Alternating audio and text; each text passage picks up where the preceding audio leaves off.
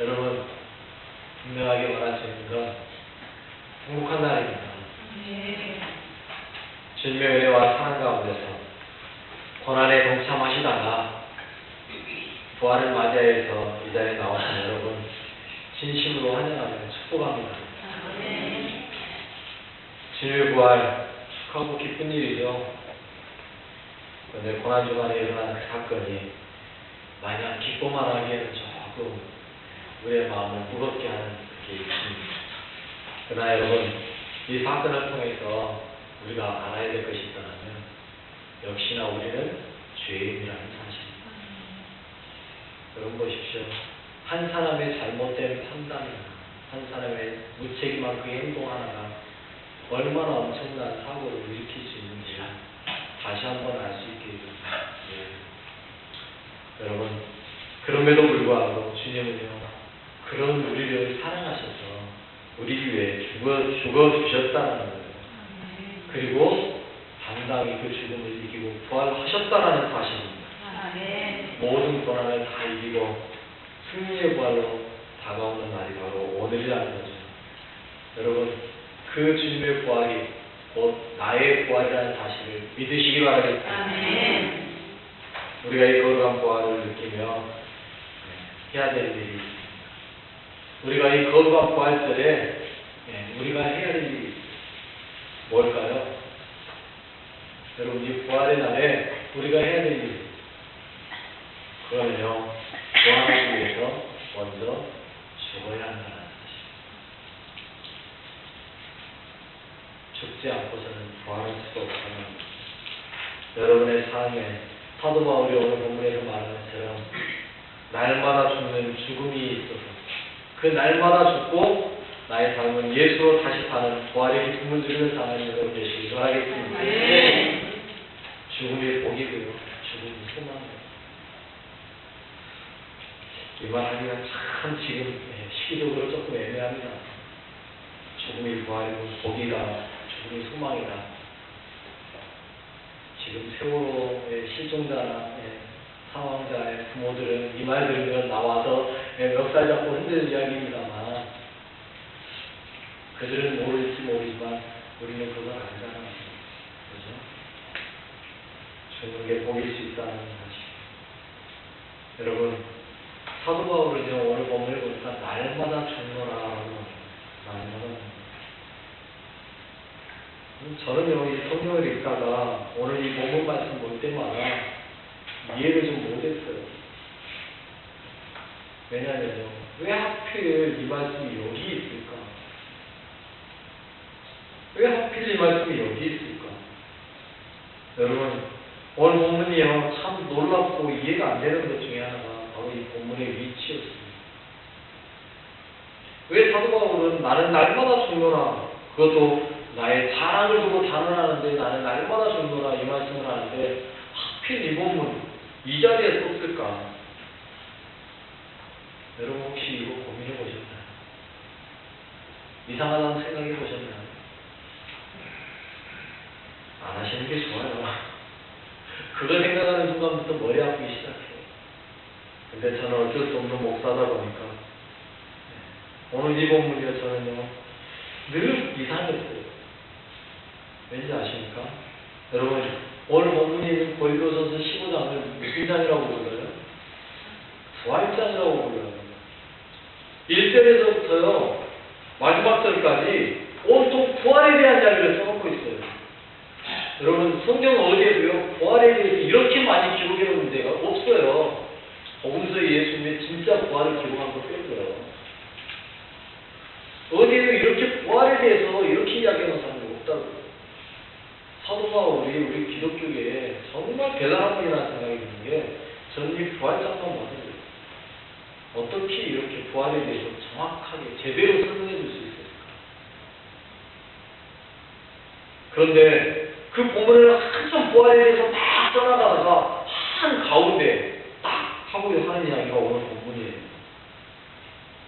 31절에 형제들아, 내가 그리스도 예수 우리 주 안에서 가진 바 너희에 대한 나의 자랑을 두고 단언하노니 나는 날마다 죽노라. 나는 날마다 죽노라. 부활에 대해서 한참 말하던 그 사도 바울이 갑자기 중간에 나는 날마다 죽는다. 여러분, 이게 이해가 되겠습니까? 부활에 대해서 이야기하면 끝까지 부활에 대해서 이야기하지 왜 가운데 그냥 나는 날마다 죽는다는 이야기를 할까요? 이해가 안 됐어요. 근데 여러분, 이게 중요하다는 거예요. 이게 중요하다는 거예요. 여러분, 성경을 읽다가요, 여러분, 갑자기 내용이 좀 확 바뀐 것 같다. 내용이 좀 이상하게 전혀 엉뚱한 이야기가 나온다. 그러면요, 그 말씀이 잘못 썼나 보다가 아니고요. 그 말씀이 중요하구나라고 얘기하십니다. 성경은요, 절대 엉뚱한 이야기 하지 않아요. 그런데 부활에 대해서 쭉 이야기하면 갑자기 나는 날마다 죽는다. 죽음에 대한 이야기를 쫙 가운데다 넣어놓은 거 뭔가 이상하다. 그러면 이게 중요한 거예요. 이게 중요해요. 선생님 말한 대로 이 본문이로 부활에 대해서 이야기하는 한 가운데예요. 왜 가운데 핵심 자리에 죽노라라는 이야기를 썼을까? 여러분, 무슨 의미인지 아십니까? 이게 진짜 부활의 의미라는 거예요. 나는 날마다 죽노라가 부활에 대한 의미라는 거예요. 왜요? 날마다 죽는 삶이 아니면 부활을 언급할 수 없다는 거죠. 날마다 죽는 삶이 아니면 우리는 부활에 대해서 말할 수 없다는 거죠. 날마다 죽는 자가 진정한 부활을 탄 이 사람이라는 거예요. 그렇기 때문에 사도 바울은요, 나는 날마다 죽노라라고 말합니다. 여러분의 삶이 날마다 죽고 부활을 경험하는 삶이 되시길 바라겠습니다. 여러분의 삶이 날마다 죽음으로 부활의 산증인 되는 여러분 되시길 바라겠습니다. 죽어보지 않은 사람은요, 부활을 말하지 못해요. 죽어보지 않은 사람은요, 부활을 경험할 수가 없어요. 죽어야 부활해요. 오늘 또 죽고 내일 또 죽고 늘 죽는 여러분 되시길 바라겠습니다. 마음의 소리 확 사라지는 거 보십시오. 죽기 싫거든요. 목사님 무슨 말 하시는 거예요? 지금 상하고 나왔는데 왜 죽으라고 그러세요? 여러분, 죽어야 부활하니까 죽으라 하는 거예요.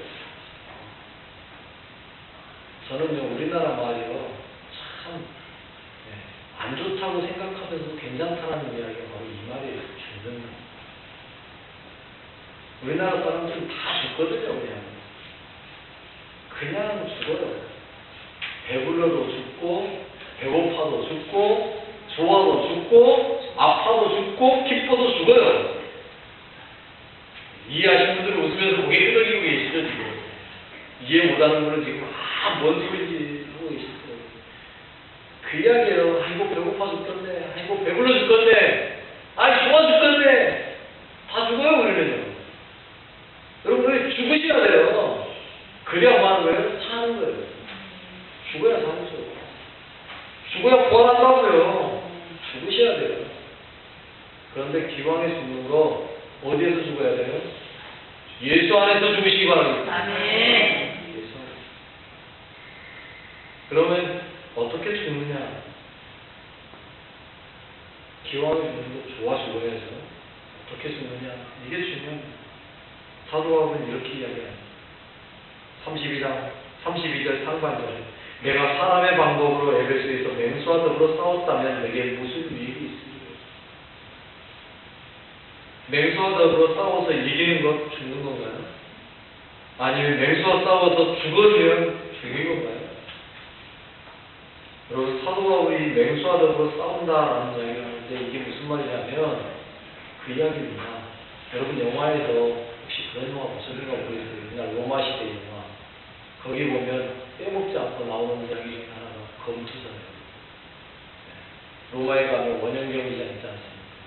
거기에요, 칼 하나 들고 방패 하나 들고 사자하고 싸우는 그런 장면 영화에서 보신 적이 있어요. 바로 그 검투사입니다. 맹수와 싸움하는 이야기가 바로 그 검투사예요. 여러분, 그때 당시 검투사는요, 선한 노예였습니다. 그런데요, 그때 당시의 검투사는요, 친고 인기 있는 연예인이었어요. 로마의 귀족들은요, 그 검투사의 그 검투하는 장면을 보려고요, 원형제들이랑 꽉 채웠어요. 그리고 그 검투사가 칼을 들러 사람을 죽일 때마다요, 환호했었어요. 얼마나 소리 지르고 좋아했는지 몰라요. 지금의 연예인들 소리가 나요. 요즘 젊은 애들 가수들 보고 아주 파닥파닥 뛰면서 환장을 하던데, 그건 소리가 나고 좋아했던 모습이고 그게 지금의 연예인들. 그런데 사도 바울이 한 말이, 그 맹수와 싸워서 이긴다 해서 무슨 유익이 있냐. 바꿔 말하면, 지금 표현을 하면, 내가 아무리 유명한 연예인이 된다 하는데 무슨 소용이 있냐. 여러분들 좋아하는 표현을 하면, 이미자나 조용필이 된다 해서 이익될 게 뭐가 있냐는 거예요. 우리 젊은 애들 표현을 하면, 엑소나 인피니트 된다 해서 무슨 소용이 있냐 이거예요. 아무 유익이 없다는 겁니다. 사도 요한의 말에 하면, 그것 대봤자 아무 유익이 없다는 이야기예요. 왜요? 하나님에게 유익된 게 없다는 거예요. 그럼 나에겐 유익이 있냐? 아니요. 여러분, 그렇게 해서 유명한 사람 돼봤자 결국 느끼는 건 뭔지 아세요? 허무함이에요. 허무함이에요. 왜 연예인들이 그렇게 인기를 누리다가 갑자기 자살하는 거예요? 그 인기 속에서 우리도 느끼는 그 허무함.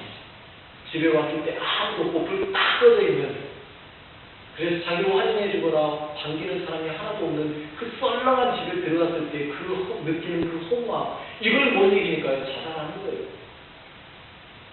아무 유익이 없다는 게 아닙니다. 그러면 뭐 하냐는 거죠. 이 땅에서 유명해지고 이름 날리는 거 중요하다고 생각하십니까? 아닙니다. 이 땅에서 명예를 얻고 높은 자리에 앉는 것 중요하다고 생각하십니까? 아닙니다. 여러분, 우리나라의 최고 기업이라는 삼성에 들어가서 열심히 일해가지고 부장되고 사장된다 해서 그 사람이 훌륭한 사람일까요? 아니요. 그 사람이요, 그 기업에서 부장되고 사장이 되려면요, 그 사람은요, 자기 집에 가정의 일을 모두 다 포기했어야만 합니다. 가정이 완전히 무너져야만이 그 사람이 그 자리에 올라갈 수 있어요. 그게 행복인가요? 전혀 나하고도 유익이 아니고요. 특별히 하나님께는 아무 소용이 없는 거랍니다. 사도 바울은 그걸 이야기해요. 이런 행위가 유익하지 않다.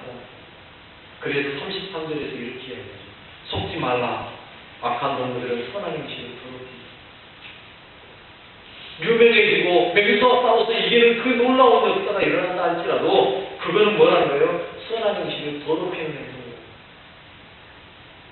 사탄이요, 악한 동물. 늘 우리에게 속삭이지. 괜찮아, 이름 날리는데. 하나님 잠깐 접어놔. 괜찮아, 이름 날리는데. 아니요, 여러분 속지 마세요. 아니라는 거예요. 선한 행실을 더럽힐 수밖에 없게 된다는 거예요. 여러분, 이 땅에서 유명하고 잘 되는 것, 그게 어찌 보면 선한 행실을 더럽히는 행동일 수 있다는 겁니다. 진정한 선한 행실은 유명하게 되는 게 아니에요. 사자를 칼로 죽이고 이기는 것이 아니에요. 진정 선한 행실은 하나님의 이름으로 복음 전하는 거예요. 하나님의 이름이 드러나는 거예요. 하나님의 역사가 나타나는 거예요. 오직 그 사람의 행동을 통해서 하나님만 드러나는 것, 이게 선한 거예요. 이게 진정한 우리의 삶의 부활인 거예요. 그런데 그렇게 되려면 어떻게 해야 돼요? 내가 죽어요. 내가 죽지 않고는 선한 행실이 나올 수가 없어요. 보십시오. 세월호에 첫 번째로 죽은 사람이 누구예요? 박지훈인가요? 지금 얼마나 난리입니까? 살아서 부끄러운 이름을 남긴 사람이 있는가 하면 죽어서 그의 삶이 드러난 사람이 있어요. 여러분, 그 사람의 직업은 어찌 보면 별거 아니에요. 왜? 배에서 빵 팔고 음료수 팔던 매점 직원이었어요. 그런데 그러던 사람, 학생들에게 자기는 믿지 않고 조끼 다 나눠주고 너희들 먼저 나가라고 다 내보내주고 그리고 결국 자기는 죽지 않아도 못 입어서 배 밖으로 나오기는 했지만 어떻게 됐어요? 죽었잖아요. 그러고 나니까 그 행실이 다 드러나잖아요. 여러분, 죽어서 선한 행실이 나타나는 거예요. 우리 그리스도인의 삶에서는 바로 그겁니다. 날마다 죽는 삶. 내가 죽어야 그게 가능해지는 거예요. 내가 죽을 각오가 되지 않고서는 어떻게 도끼를 나눠줘요. 내가 있지. 날마다 죽는 삶을 경험할 때 우리는 부활을 경험할 수 있는 거예요. 날마다 죽고 부활하는 삶을 살아야 된다는 거죠. 여러분, 그 선한 행실이 드러나는 죽음의 삶을 사는 여러분 되시기 바라겠습니다. 또 앞에서 말한 것처럼 이 땅에서 잘 먹고 잘 살면 되는 건가요? 아니요. 32절 하반절에서는 이렇게 말합니다. 죽은 자가 다시 살아나지 못한다면 내일 죽을 터이니 먹고 마시자. 부활이 없다면 이 말이 맞죠? 그러지 않습니까? 부활이 없다면 먹고 마시는 게 이게 중요해요. 제가 부활을 믿지 못하고 산다면 저도 이렇게 살지 않죠. 전에도 말씀드린 대로 부활이 없다라고, 다음 세상이 없다라고 생각한다면 저는 지금 당장 밖으로 뛰어나갈 겁니다. 그리고요, 지나가는 부자 호주머니를 털 거고요, 가장 좋은 차를 타고, 가장 좋은 곳이다, 멋진 곳이다는 세계의 가장 좋은 곳을 다 돌아다니면서 여행을 할 겁니다. 은행에 가서 빚을 내더라고요. 하나님과 그걸 갚은지 말인지. 그리고 저는 가장 좋은 걸 다 보고 다니면서 가장 맛있다고 생각하는 걸 다 먹어볼 것이고. 왜요? 내일 모레 죽을 건데 뭐 그거. 언제 죽을지 모르는 인생 즐기고 살아야지. 모든 좋은 쾌락이랑 쾌락은 다 누려볼 거예요. 언제나 똑같이 생각하시는 거죠? 네. 하지만 그럼에도 불구하고 우리가 그렇게 하지 않는 이유가 뭡니까? 간단하잖아요. 우리에게 뭐가 있어요? 하나님 나라가 있잖아요. 그러니까 이 땅에서 제가 싫다라고 여기는 거 보러 안 가고, 이 땅에서 절제하고, 참고, 인내하면서 하나님이 원하시는 게 뭔가 이걸 보면서 살아가는 거죠. 부활 때문에. 그래서 사도 바울은요, 이런 모든 행동을 오직 한마디로 딱 결론을 내리는 게 뭐라 그러냐? 33절 상반절에 딱 두 마디. 속지 말라. 뭐라고요? 속지 말라. 여러분, 이 땅의 것들에 대해서 속지 마십시오. 그것들은 우리를 속이는 것일 뿐이에요. 이 땅에 좋은 거면 아무리 먹어봐야 하나님 나라에서 먹는 과일 하나만 하겠습니까? 이 땅에 아무리 멋있는 것, 하나님 나라의 풍경 하나만 하겠습니까? 이 땅에 아무리 좋은 것도요, 하나님 나라에 비하면요, 반딧불만 뜬 거예요. 우리는 그걸 믿는 거예요. 그래서 우리는요, 지금 그걸 다 포기하고 지금 이 자리에 앉아 계시는 거죠.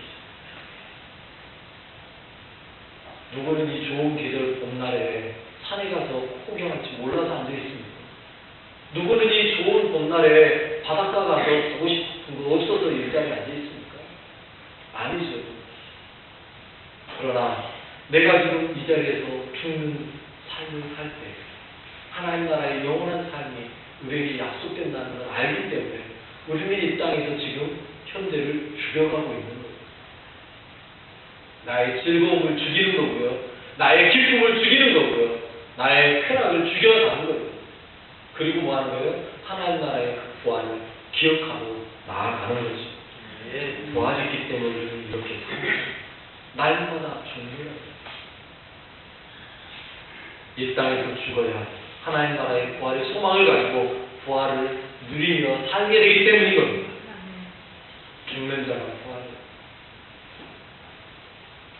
죽는 자만이 부활을 느낄 수 있습니다. 죽는 자만이 부활을 만날 수 있고 경험할 수 있는 겁니다. 밑바닥에 내려가 봐야 올라가는 게 무엇인 줄 알아요. 밑바닥을 경험해 봐야 하늘을 바라볼 수 있어요. 밑바닥이 있기 때문에 하나님을 바라보고 하나님께 영광 돌리는 비결을 발견할 수 있게 됩니다. 그래서 우리는요, 밑바닥으로 내려가는 겁니다. 겸손하게. 죽음을 경험한 사람이 하나님을 찾고 만나게 되는 거예요. 그래서 우리는 오늘도 죽는 겁니다. 이게 부활의 비밀. 그래서 사도 바울은 나는 날마다 죽노라 라고 말합니다. 그러면 이제 한 가지 의문이 남죠. 어떻게 죽는가? 34절 이야기. 깨어 의를 행하고 죄를 짓지 말라. 하나님을 알지 못하는 자가 있기로 내가 너희를 부끄럽게 하기 위하여 말하노라. 깨어 의를 행하고 죄를 짓지 말라. 이게 바로 죽는 겁니다. 우리의 삶은 깨어있어요. 깨어있지 않으면 영원한 죽음으로 들어가는 것. 영원한 사망에 가는 것, 이게 오늘 본문에서 말하는 죽음. 이 죽음을 죽어서 안 되는 죽음. 그래서 우리는 뭐예요? 깨어있어요. 깨어있는 것이 무엇인지는 오후 시간에 딱 본문이 맞아떨어져요. 깨어있는지 무엇인지는 오후 시간에 말씀드릴 테니까 궁금하신 분은 오후에 듣자. 오직 하나님 나라 바라보고 깨어있으면 돼요. 그러기 위해서 뭐예요? 의를 행하는 의가 아니면 안 된다는 거예요. 여러분, 제가 앞에서 말한 대로 부활이 없다고 믿는다면 사기치고 거짓말하고 폭행해하고 의롭지 못한 삶 살면 되는 거예요. 하지만요, 부활이 있다고 믿고 날마다 우리는 그 부활을 경험하려고 하기 때문에 의를 행하면서 사는 겁니다. 진정한 의가 그럼 뭘까요? 의가 뭐냐? 하나님의 뜻을 따라 사는 게 의예요. 사람들이 말하는 의롭다라는 게 진짜 의가 아니에요. 물론 그 중에서도 의로운 게 있죠. 하지만 진정한 의는 뭐냐? 하나님이 원하는 거예요. 사람들이 하는 것대로 하는 게 의가 아닙니다. 하나님께서 원하시는 것, 하나님이 뭘 바라고 계십니다. 그래서 우리가 이 날마다 죽는 방법은요, 하나님의 뜻이 무엇인지를 알고 그 뜻대로 살아가는 것, 이게 날마다 죽는 거예요. 의를 행합니다. 우리는 날마다 죽습니다. 의를 행하고 죄를 짓지 않기 위해서 발버둥치는 삶을 죽는 거예요. 죄에 대해서는 죽고 의에 대해서 산 자가 되는 것, 이게 죽는 거예요. 죄를 행하는 내 옛사람은 죽고 선을 행하는 예수 그리스도가 내 안에서 새 사람으로 살아가는 것, 이게 죽는 거예요. 이게 부활이에요. 나는 죽고 내 안에 예수 그리스도가 사는 것, 이게 부활이에요. 옛사람이 나는 죽고 새 사람이 예수 그리스도의 삶을 사는 것, 이게 부활이에요. 내가 죽어야 돼요. 내가 죽지 않고서는 절대 내 안에 예수 그리스도가 살아날 수가 없어요. 2000년 전에 무덤에서 부활하신 그분은요, 무덤에서 부활했고, 이제 우리 안에 계신 성령님 하나님은요, 내가 죽는 순간 내 안에서 부활하십니다. 날마다 나를 죽이고 내 안에 있는 예수님만 살아, 예수님의 뜻을 따라 의를 행하고 죄를 짓지 않는 삶을 사는 여러분 되셔야 될 것입니다. 이것 때문에 우리는 날마다 죽어야 됩니다. 그리고 우리가 이 자리에 나오는 이유가 바로 여기 있습니다.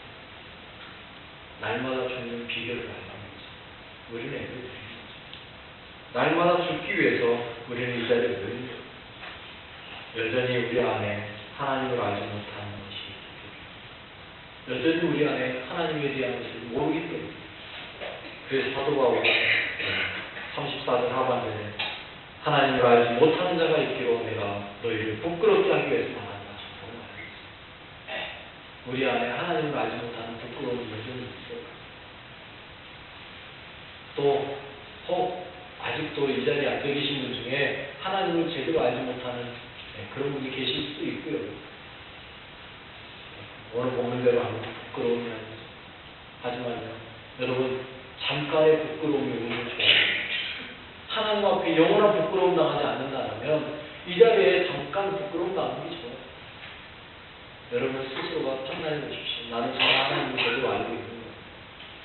그러지 못한다면 부끄러운 마음으로 하나님 앞에 고백하십시오. 하나님 제대로 하나님을 제대로 알고 싶습니다. 고백하는 순간 주님께서 여러분들을 만나주실 겁니다. 사도 바울은 그걸 위해서 말하고 있다고 합니다. 더 부끄러운 건 뭔지 아세요? 모르면서 아는 척하고 가만히 앉아있는 거, 이게 진짜 부끄러워요. 왜? 그 사람은 하나님 앞에서 부끄러운 게 당할 거거든요. 왜요? 주님이 말씀하셨어요. 주여 주여 하는 자마다 하나님 나라에 사는 자가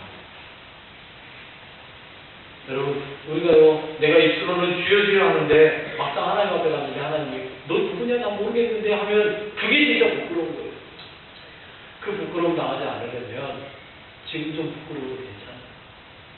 하나님 앞에 하나님 나를 붙잡아 주시고 하나님을 진정으로 알 수 있도록 해달라고 기도하십시오. 그리고 오늘 이 시간에 하나님의 뜻을 쫓아서 사랑하십시오. 나는 좋고 내 안에 예수 그리스도 그분만이 온전히 드러납니다. 예수 그리스도 그분만이 역사하고 예수 그리스도 그분이 내 안에서 살아서 나를 이끌어 가시지. 옛날의 내 모습은 다 죽고 오직 내 안에 예수로 다시 사는 사도 바울의 편대로 나는 날마다 죽노라 선언하며 오늘 또 죽음으로 나아가시고 예수 그리스도의 부활의 삶이 여러분 안에 있어지는 거룩한 죄 백성 되시기 바라겠습니다. 기도드립니다.